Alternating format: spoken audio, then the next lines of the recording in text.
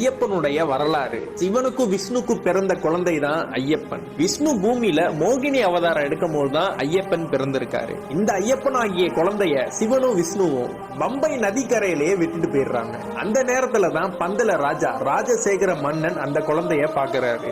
அந்த குழந்தையோட கழுத்துல மணி மட்டும் தொங்குனனால அவருக்கு மணிகண்டன் பேர் வைக்கிறாரு. தனக்கும் ரொம்ப வருஷமா குழந்தை இல்லாதனால அந்த குழந்தைய இவர் வளர்க்க ஆரம்பிக்கிறாரு. இவரோட அரண்மனைக்கு அந்த குழந்தைய கூட்டிட்டு போய் பாசத்தையும் வீரத்தையும் சொல்லி கொடுக்கிறாரு இந்த பந்தல ராஜா.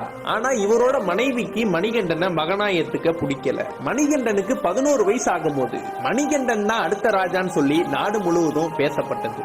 அதனால பந்தல ராஜாவின் மனைவி ஒரு பிளான் போடுறாங்க. தனக்கு உடல்நிலை சரியில்லாத மாதிரியும் அதை குணப்படுத்துவதற்கு புலிப்பால் குடித்தால் மட்டும்தான் அது சரியாகிற மாதிரியும் ஒரு பிளான போட்டு மணிகண்டனை புலிப்பால் கொண்டு வர ஒரு காட்டுக்கு அனுப்புறாங்க. அந்த பந்தல ராஜாவோட மனைவி மணிகண்டனை சாதாரணமா எடை போட்டு புலி அடிச்சு மணிகண்டன் இறந்துருவாருன்னு நினைச்சாங்க. ஆனா அங்க என்ன நடந்ததுன்னு தெரியுமா? ஆனா நம்ம மணிகண்டன் புலிப்பால் கறந்தது மட்டும் இல்லாம ஒரு புலி பட்டாளத்தோடைய புலிகளனா கூட்டிட்டு வராரு மணிகண்டன். அதுக்கப்புறம் அந்த பந்தல ராஜாவின் மனைவியும் பார்த்து வியந்து போய் மணிகண்டனின் காலில் விழுந்து என்னை மன்னித்து விடுங்கள்னு சொல்றாங்க.